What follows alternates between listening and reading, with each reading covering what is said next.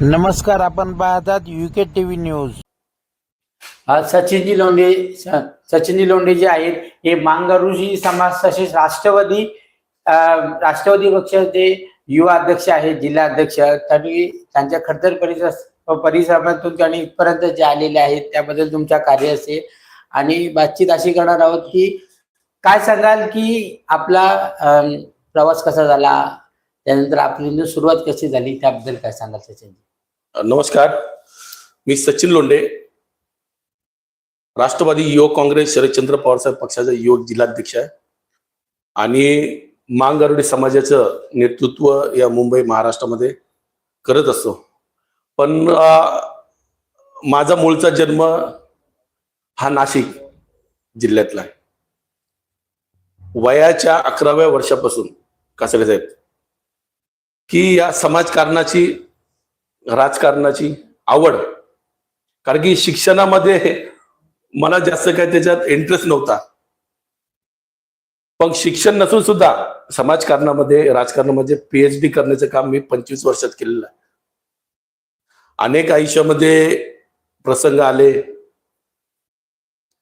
आता माझ्या family background बघितलं तर आता वडील हयात नाहीत, पण वडिलांनी जो संघर्ष केला आणि त्याच्यातून एक नवी दिशा त्यांच्या मार्गदर्शनाखाली आईने आतापर्यंत खूप प्रवास केला. 2012 मध्ये माझं लग्न झालं. लग्नाच्या नंतर देखील अनेक प्रसंग माझ्या आयुष्यामध्ये आलेले आहेत. सुरुवात ही माझी मूळची महाराष्ट्र नवनिर्माण सेना या पक्षामध्ये 2012 साली मी उपविभागाध्यक्ष विद्यार्थी सेनेचा होतो. राजकारणात आणण्याचं काम ते आमचे मित्र जितेंद्र कोचरेकर, नवनाथ कदम आणि मुकेश मिस्त्री यांच्या त्यावेळेस की आज सचिन लोंढे शंकरवाडीत राहतो, कामाची डॅसिंग आहे, मुलं आहेत, समाजामध्ये त्यांचं चांगलं काम आहे. मी 11व्या वर्षी साहेब आदित्य शिरोडकर जे महाराष्ट्र नवनिर्माण सेनेचे अध्यक्ष होते, विद्यार्थी सेनेचे, मी 11 वर्षाचा होतो. त्यावेळेस कबड्डी भरवणे, लहान लहान मुलाचे क्रिकेट सामने वगैरे अशा अनेक गोष्टी पहिल्यापासून सुरुवात होती. 2012 मला महाराष्ट्र नवनिर्माण सेनेमध्ये शाखा प्रमुख म्हणून घेतलं. लगेच 2 महिन्याने मला उपविभागाध्यक्ष दिलं. पण ती आयुष्यामध्ये माझ्या जी केस पहिली झाली ती मनसेमध्ये सुरुवात झाली. आपल्याला प्रेरणा कोणाकडून मिळाली? प्रेरणा आमचे आदरणीय शरदचंद्र पवार साहेब यांना पहिल्यापासून मी मानतो. पण मनसेमध्ये आता जास्त जोश असल्यामुळे मनसेमध्ये त्यावेळेस काम केलं. पण आयुष्यामधली पहिली केस माझी मनसेमध्ये झाली आणि केस झाली त्याच्याबद्दल काय आम्हाला तेवढी खंत नव्हती. नवीन लग्न होतं, लहान मुलगी होती मला, आणि त्यावेळेस आम्ही पक्षासाठी काम केलं. स्टेशनचे फेरीवाले असतील, लोकांना जाण्यासाठी त्रास होत होता, तर आमचे विभाग अध्यक्ष होते नवनाथ कदम, यांच्या माध्यमात आम्ही तिथे आंदोलन केलं. एक समाज हिताच्या भावनेने आंदोलन केलं. पण त्या ज्या केसेस आमच्यावर झाल्या त्या खूप दुःखद होत्या. मी 15 दिवस जेलला होतो, आतरोड जेलला.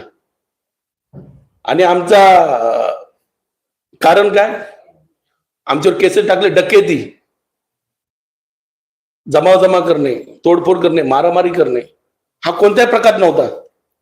पण त्यावेळेस जे कार्यकर्ते होते, त्यावेळेस आमचे वरिष्ठ ते म्हणले की बाबा आमची मुलं नाहीत, यांचा आमचा काही संबंध नाही.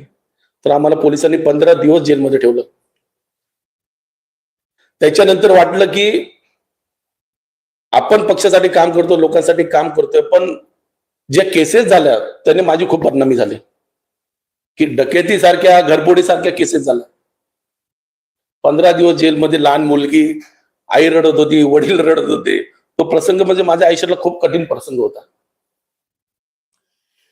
सर्वसाधारण घरामधून तुम्ही एक आल्यात, कार्यकर्त्यांपासून राष्ट्रवादी युवा जिल्हाध्यक्ष म्हणून तुम्ही तुमचे झाले.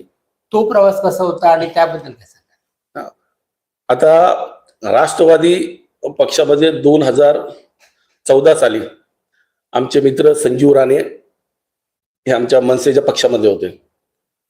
तर त्यावेळेस अजितराव राणे साहेब हे नगरसेवक आणि त्यांचं ते काम आम्ही डोळ्याने बघत होतो. दिंडोशीला जाणं येणं होतं. तर त्यांच्यासोबत मी पक्ष प्रवेश केला आणि अजितराव राणे साहेबांनी मला 2017 मध्ये नवीन कार्यकर्ता यंग मला 2017ची नगरसेवकची इलेक्शनची तिकीट त्यांनी आदल्या दिवशी फोन करून सांगितलं की सचिन तुला मी नगरसेवकची तिकीट देतो, सचिन भाऊ आयर यांच्याकडे जाऊन तिकीट घे. माझा भाऊ गेला. पण आता पैशाची त्यावेळेस एकदम गरीब परिस्थिती आणि चाळीमध्ये राहणारा पोरगा आज राष्ट्रवादी काँग्रेसच्या पक्षामध्ये त्याला तिकीट मिळालं. खूप आम्हाला अभिमान. माझे लहानपणापासून माझी आवड क्लासिक वाजवणं हे सगळं होतं. लहानपणापासून माझे काका त्यांच्यासोबत काम करायचो, बँजो वाजवायला जायचो. आणि लहानपणापासून ज्यांनी आम्हाला संस्कार दिले, आई वडिलांच्या व्यतिरिक्त आमचे काका होते सीताराम लोंढे, त्यांच्यानंतर माझे मामा दीपक कसबे, त्यांच्यासोबत लहानापासून राहून अनेक गोष्टी त्यांच्याकडून शिकायला मिळाल्या. आणि त्यांनी त्यावेळेस ज्यावेळेस माझं काहीच नव्हतं त्यावेळेस दीपक कसबे माझ्या पाठीशी. आता ते माझ्याशी नाराज आहेत. हरकत नाही, काही गोष्टी परिवारामध्ये असतात. पण त्यांनी त्यावेळेस मला जेलमध्ये सोडवण्यासाठी त्यांनी मदत केली. माझे चुलत मामा आहेत. आणि मांगारोडी समाजामध्ये देखील काम करत असताना त्यातील समाज बांधवांनी देखील आपल्याशी कसे योगदान केले किंवा त्यांच्याबरोबर तुम्ही कसे मिसळून होतात त्या कार्यकर्त्याबद्दल काय सांगाल? मांगारोडी समाजाचे ज्येष्ठ नेते आमच्या समाजाचे अमर कसबे साहेब यांच्याकडून मी सामाजिक कार्य भरपूर शिकलो. आणि राजकारणामध्ये मला इथपर्यंत सर्वसामान्य घरातला कार्यकर्ता हा राष्ट्रवादी युवकच्या जिल्हाध्यक्ष पर्यंत पोहोचू शकतो. काही बॅकग्राऊंड नाही. माझ्या फॅमिलीमध्ये कोण राजकारण नव्हते. माझ्या समाजामध्ये देखील कोणी राजकारणी त्या काळापासून तर ह्या काळापर्यंत नव्हते. यांचं पूर्ण श्रेय माझे ते गुरुवर्य आहेत, माझे मार्गदर्शक आहेत अजितराव राणे साहेब नगरसेवक. यांना मी पूर्ण श्रेय देतो. कारण की त्यांनी आज जो सचिन लोंढे घडला आहे तो फक्त आणि फक्त अजितराव राणे आमचे साहेब नगरसेवक आहेत, आता नगरसेवक आहेत. त्यांनी खूप सहकार्य केलं आहे. माझ्यावर malaड पोलीस स्टेशनला पहिली दुसरी जी केस झाली खंडणीची, त्याचं कारण साहेब असं आहे की 2018 ते 19 मध्ये शंकरवाडीतला माझा मित्र कांबळे म्हणून रहिवासी होता. तो असं लेट नाईट क्लब वगैरे त्या हुक्का पार्लर चालायचे. तर त्याची RS हुक्का पार्लर मध्ये मर्डर झाली होती गोरेगावला. तर तेव्हापासून मी ठरवलं की मुंबईमधले एकही हुक्का पार्लर आपण चालवू द्यायचे नाही. माझ्यावर केसेस झाल्या तरी चालते. मी अनेक हुक्का पार्लरच्या कंप्लेंट केल्या आणि ह्या कंप्लेंट करतो, हॉटेल बंद करतो म्हणून माझ्यावर खंडणीची केस केली. माझा त्याच्याशी काही संबंध नाही. मला ज्या दिवशी अरेस्ट केलं, माझ्यावर ज्या दिवशी खंडणीची केस केली त्या दिवशी 1 रुपयाची नोट माझ्या खिशात होती. 1 रुपया पोलीस स्टेशनला. बघितलं गेलं तर मातंग समाज सामाजिक आर्थिक दृष्ट्या खूप दुर्बळ आणि अनेक प्रश्नांपासून वंचित आहे. तर त्याबद्दल काय आपलं कार्य असेल किंवा त्या याच्यामध्ये साहेब माझ्या मांगारोडी समाजाच्या ज्या वेळेस मी 2019ला मुंबईतून मला तडीपार करण्यात आलं त्या हॉटेलच्या संदर्भात, याच्या संदर्भात. पण साहेब तडीपार असून देखील मी थांबलो नाही. मी नाशिकला राहायला गेलो आणि तडीपार होण्याच्या दुसऱ्या दिवसापासून मी नाशिक जिल्हा, मालेगाव, धुळा या सर्व समाज बांधवांचा मी सर्वे केला. घरोघरी जाऊन तडीपार असताना देखील हालाकीच्या परिस्थितीमध्ये माझी मिसेस, मला 4 मुली आणि त्या परिस्थितीमध्ये मी नाशिकमध्ये तडीपारी भोगली. आणि त्यावेळेस मी पूर्ण समाजाचा सर्वे केला 1 वर्ष, डोर टू डोर. आणि तेव्हा कळालं की मांगारोडी समाजाची आज देखील स्वातंत्र्य काळापासून आजपर्यंत ह्या समाजाची शैक्षणिक आर्थिक दृष्ट्या आज देखील उन्नती झालेली नाहीये. ज्या ज्या गावात जायचो त्या त्या गावात लोक पालात राहायचे आणि गावाच्या वेशीच्या बाहेर. त्यावेळेस मला राष्ट्रवादी युवकच्या विमुक्त जाती भटक्या जमाती त्याच्या जिल्हाध्यक्ष मी तडीपार असून मला जिल्हाध्यक्ष दिलं, कारण की समाजाचं काम करत असताना त्या पक्षाने माझी दखल घेतली. आदरणीय जयंतराव पाटील साहेब, आमचे हिरालाल राठोड साहेब यांनी मला फोनवरून सांगितलं की तुला मुंबईचा युवकचा जिल्हाध्यक्ष करतोय, विमुक्त जाती भटक्या जमातीचा. तर ती सुद्धा प्रेरणा घेऊन मग पूर्ण नाशिक जिल्ह्यामध्ये सर्वे केला. खूप प्रसंग आले, आईने सहकार्य केलं, मिसेसने सहकार्य केलं, लहान लहान मुली होत्या आणि शाळा सगळं त्यांचं बंद, मुंबईतली शाळा तिकडे जाऊन ट्रान्सफर करणं. 1 वर्ष तडीपार होतो. अजूनही आम्ही तुम्हाला बघितलंय की बेघर नागरिकांसाठी रेल्वेची फुटपाथ असू द्या, या झोपडपट्टीचे प्रश्न असू द्या, आझाद मैदानावरती तुम्ही आंदोलन केले, लाठीचार्ज केलाय, तुमच्यावरती गुन्हे दाखल झालेले आहेत, तुम्हाला नोटीस आली होती, तुम्ही कारावाईस जेलमध्ये देखील गेले होते. तर तो प्रवास तुमचा कसा होता, त्याबद्दल काय सांगा? असं झालं की लॉकडाऊनच्या नंतर हे रेल्वे लगतच्या झोपडपट्ट्या होत्या. त्या झोपडपट्ट्यांना रेल्वे प्रशासन यांनी कोणती पुनर्वसन न राबवता, त्यांना कोणती पूर्वसूचना न देता त्या 50 वर्षापासून राहणाऱ्या बेघर नागरिकांना बेघर केलं. तर ह्या महाराष्ट्राची परंपरा आहे की शेवटच्या घटकापर्यंत न्याय दिला पाहिजे. तर तो न्याय त्या ठिकाणी मिळत नव्हता. म्हणून मी रेल्वेची अनेक दिवसापासून आंदोलन करत होतो की त्या लागणे करा, पुनर्वसन करा, त्यांना त्यांच्या हक्काचं घर द्या. 50 वर्षापासून राहत आहेत. रेल्वेचा विकास झाला पाहिजेच, आम्ही कुठे नाही म्हणतो, पण गरिबांच्या छाताडावर बसून जर विकास करायचा असेल तर त्याला आमचा विरोध आहे. तर पैनगर असेल, सुभाषनगर झोपडपट्टी असेल, यांच्या संदर्भात मी अनेक आंदोलन संविधानिक मार्गाने आंदोलन केले. आझाद मैदानला 6 दिवस उपोषणला बसलो, तरी देखील त्या ठिकाणी आमची दखल घेतली नाही. जेलमध्ये असताना तो प्रवास आणि कुटुंब या सगळ्या गोष्टींना बघत पुन्हा येऊन त्यांच्यासाठी तुम्ही जे कार्यरतासाठी तक्षशील राहिलात.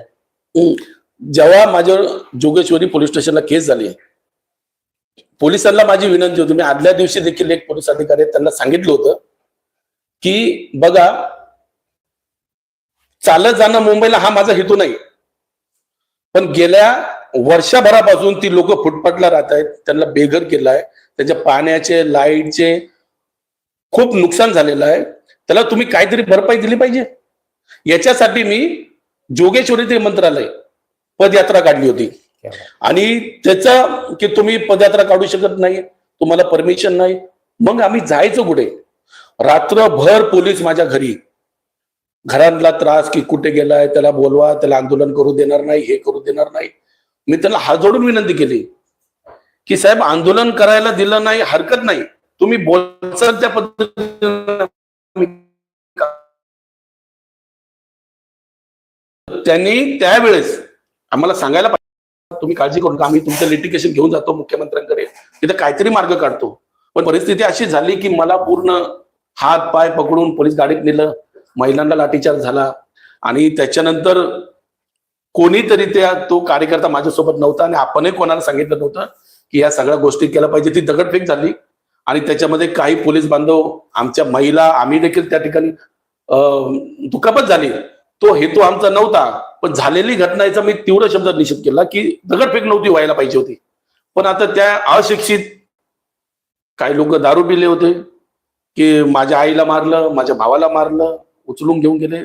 त्या रागा संतापाने त्या दिवशी ती गोष्ट झाली.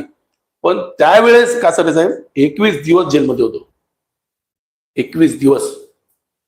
माझी बायको, माझी लहान लहान मुलं त्यावेळेस मला हाताला, जसं का पाकिस्तानी आहे, हाताला रशी बांधून मला माझ्या घरी गेले लहान लहान मुलं बघतायत की बाबांना असं कसं. त्यावेळी सासे बघितलं तर मीडिया कर्मीवरती देखील त्यावेळेस मीडिया जे लोकांना न्याय देण्यासाठी पहिली भूमिका ही पत्रकारांची असते. त्या दिवशी पत्रकारांना सुद्धा की तुम्ही पोलीस स्टेशनला यायचं नाही, तुम्ही व्हिडिओ बनवायचा नाही, असं म्हणजे त्यांना एकदम घाबरून टाकलं.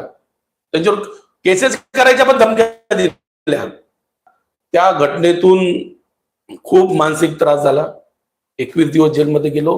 पण त्या नागरिकांनी देखील तेवढ्या ताकदीने माझ्या पाठीशी उभे राहिले. मला पोलीस स्टेशन पासून तर पार कोर्टापर्यंत पूर्ण खर्च त्यांनी केला.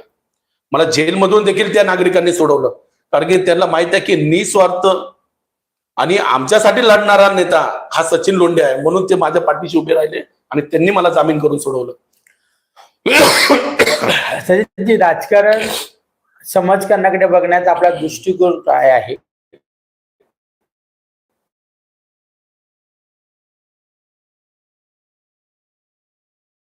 समाजाची उन्नती करायची असेल, समाजाला जर न्याय द्यायचा असेल, तर राजकीय क्षेत्रात राहणं हे खूप गरजेचं आहे. कारण की अनेक वर्षापासून सामाजिक काम करणारे नेते, कार्यकर्ते म्हणा, आजपर्यंत तशी प्रगती करू शकले नाहीत, कारण की त्यांना राजकीयांचा बरदास्त नसतो. आता तुम्ही या मुंबई आणि महाराष्ट्रातली परिस्थिती बघताय अबकड वर्गीकरणासंदर्भात. पण मुद्दा जो आहे तो अक्षरशः जाती जातीमध्ये तेढ निर्माण करणारा मुद्दा आहे. आज मातंग समाज बाबासाहेबांबद्दल बोलतायत, महार समाज अण्णाभाऊ साठेंबद्दल बोलतायत. ही कोणती परंपरा आहे? अरे ज्या महामानवांनी आपल्याला जगण्याचा अधिकार दिला, राहण्याचा अधिकार दिला, सर्वांना आरक्षण दिलं, ते आरक्षण आपण संपवण्याचा प्रयत्न का करतोय?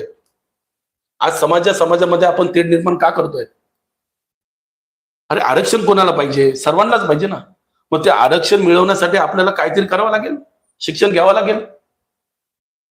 सगळ्याच गोष्टी आरक्षण म्हणून की आपण पहिले शिकून तर आपण IAS ऑफिसर नाही होऊ शकत. ह्या सगळ्या समाजामध्ये ज्या गोष्टी चालल्या त्या फार निंदनीय आहेत आणि त्या माध्यमातून ज्या आपल्या 59 जाती जे एकोप्यानं राहत आहेत, कधी आपण एकत्र लढलो म्हणून आपण एकत्र झालो. आणि आता जर परिस्थिती सगळ्यांना जर माझं वेगळं केलं तर या येणाऱ्या काळामध्ये आपल्या पूर्वज, आपले जे येणारी पिढी आहे त्याच्यासाठी ही धोक्याची घंटा आहे.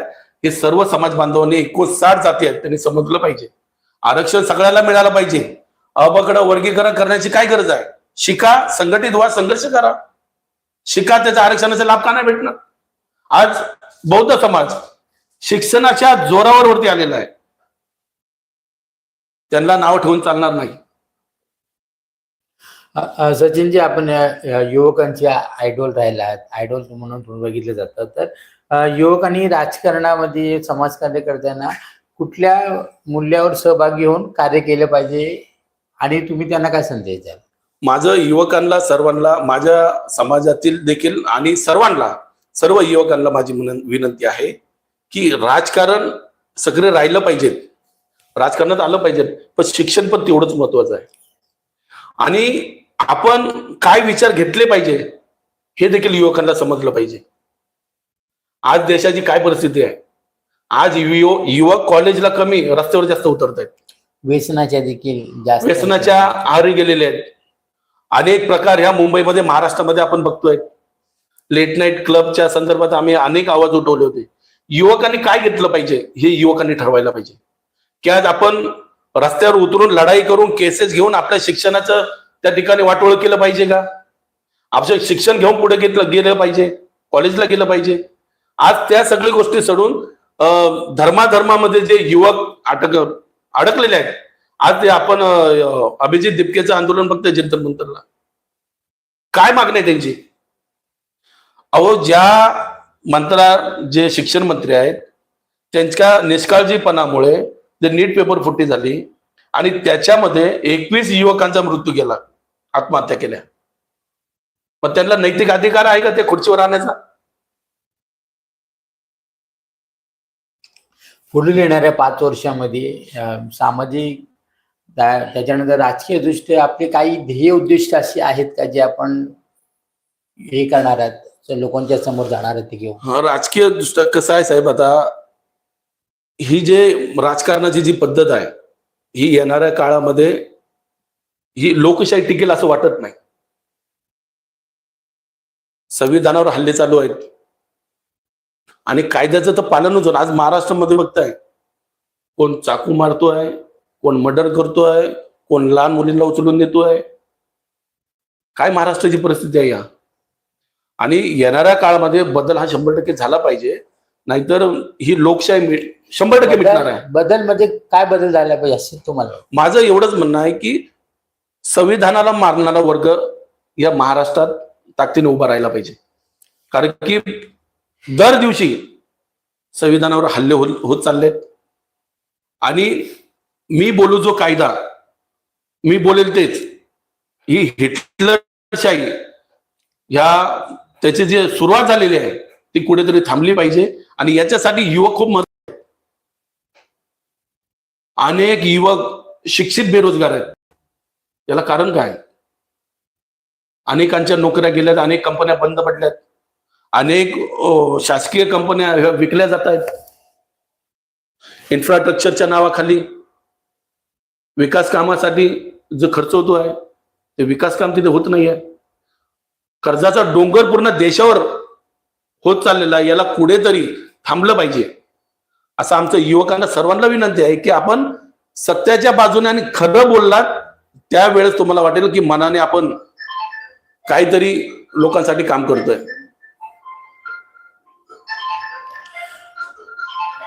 मांगरोळी समाज, विमुक्त भटक्या समाज, बेघर नागरिक, झोपडपट्टी पुनर्वसन संदर्भात आपले आंदोलन असतात. या संदर्भात आपण प्रशासनाकडे काही मागण्या करणार आहात, काय करणार आहे? प्रशासनाला काय आंदोलनासंदर्भात अनेक अर्ज दिलेले आहेत. मी शिंदे साहेब मुख्यमंत्री असताना त्यांची सुद्धा भेट घेतली होती. आता मुख्यमंत्र्यांना अनेक वेळा त्यांना आपण लेटर दिलेले आहेत. तर याच्यामध्ये आश्वासना पलीकडे काय नाही मिळालं. आज देखील गेल्या 4-5 दिवसापासून मी फिरतोय. आज पण बिचारे ताडपत्री घेऊन राहत आहेत. त्यांना लाईट नाही, पाणी नाही. अशा परिस्थिती मुंबई सारख्या शहरात, देशाची आर्थिक राजधानी मुंबई, या मुंबईमध्ये देखील लोक आज सुद्धा ताडपत्री घेऊन राहत आहेत. ही काय माणुसकी आहे? अहो ते काय नागरिक नाहीत का? 50 वर्षाचं त्यांचं घर होतं ना, त्यांचा सर्वे रेल्वेने सर्वे केलेला आहे. 2000 सालचा सर्वे, 2011चा सर्वे, 2017चा सर्वे आहे. अर्ध्या लोकांचं तुम्ही पुनर्वसन करता आणि अर्ध्या लोकांना बेघर करता. हे चुकीचं आहे. शासनाकडे काय मागण्या घेऊन तुम्ही जाणार आहेत किंवा काय तुमच्याकडे असं हे आहेत का नियोजन त्याबद्दल? माझं एवढंच शासनाला विनंती आहे, मुख्यमंत्र्यांना सुद्धा, की आपण प्रत्येक वेळेस की बेघर नागरिकांना हक्काचं घर देणार, पंतप्रधान आवास योजनेच्या माध्यमातून विकास करणार, MMRDच्या SRAच्या माध्यमातून विकास करणार, तो कधी करणार आहात? लोक आज सुद्धा तुम्ही सर्वे करा, आज सुद्धा हजारो लोक बेघर आहेत.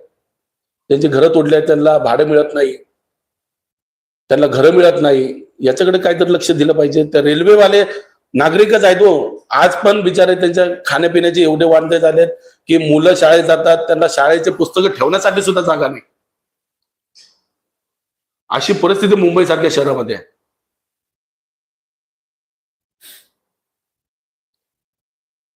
अजून एक तुम्हाला प्रश्न असा असेल की ज्या मांगरोळी समाज, विमुक्त भटक्या ती लोक आहेत, या संदर्भात आपल्या मागण्या तुम्ही करणार आहात. अजून तुमच्या या योजनेसंदर्भात देखील अजून काय गोष्टी आहेत का या संदर्भात ते केल्या पाहिजेत असं तुम्हाला वाटतं? 100% शासनाने विशेष लक्ष, विशेष तरतुदी ह्या मांगरोळी समाजासाठी केल्या पाहिजे. कारण की आज देखील आता आम्ही सर्वे केला, सर्व समाज बांधवाला बोलवलं. आता त्या दिवशी आमचं आत्मदान होतं 1 जुलैला. रात्रभर पोलीस घरी आंदोलन करू नका. आज पण माझे समाज बांधव, युवक शिक्षित आहेत, डॉक्टर, इंजिनियर आहेत, त्यांना नोकऱ्या नाही, लोकांना घरं नाही, घरकुल योजना त्यांना मिळत नाही, जातीचे दाखले मिळत नाही. त्याच्यासाठी काहीतरी आता आम्ही एक पत्राच्या माध्यमातून अमरजी कसबे साहेब यांच्या मार्गदर्शनातून मोर्चा झाला. त्याच्यावर आम्ही गिरीश महाजन साहेबांना भेटलो. त्यांनी सांगितलं 15 दिवसात बैठक लावण्याचं आश्वासन दिलेलं आहे. आमची प्रमुख साधी मागणी आहे, प्रत्येकाला आरक्षण, प्रत्येक शिक्षित आहेत त्यांना आरक्षणाचा लाभ मिळेल अशी गोष्ट नाही आहे. पण जो अशिक्षित आहे, अजून तो पाठी आहे, त्याला आर्थिक दृष्ट्या जर वरती आणायचं असेल, त्याचा विकास जर करायचा असेल तर त्याला नोकरीचं प्राधान्य द्यावं लागेल. अशिक्षित लोकांना क्लास 4, क्लास 5 झाडू खाता आहे, क्लार्कच्या नोकऱ्या आहेत. आमच्या डॉक्टर, इंजिनियरला तुम्ही पुढे शासकीय योजनामध्ये भरती करून घेतलं तर त्याचा आर्थिक विकासमान वाढेल. निश्चित त्यांना आम्ही शिक्षण घ्या आणि नोकऱ्या नाही तर त्यांचा विकास होणार नाही.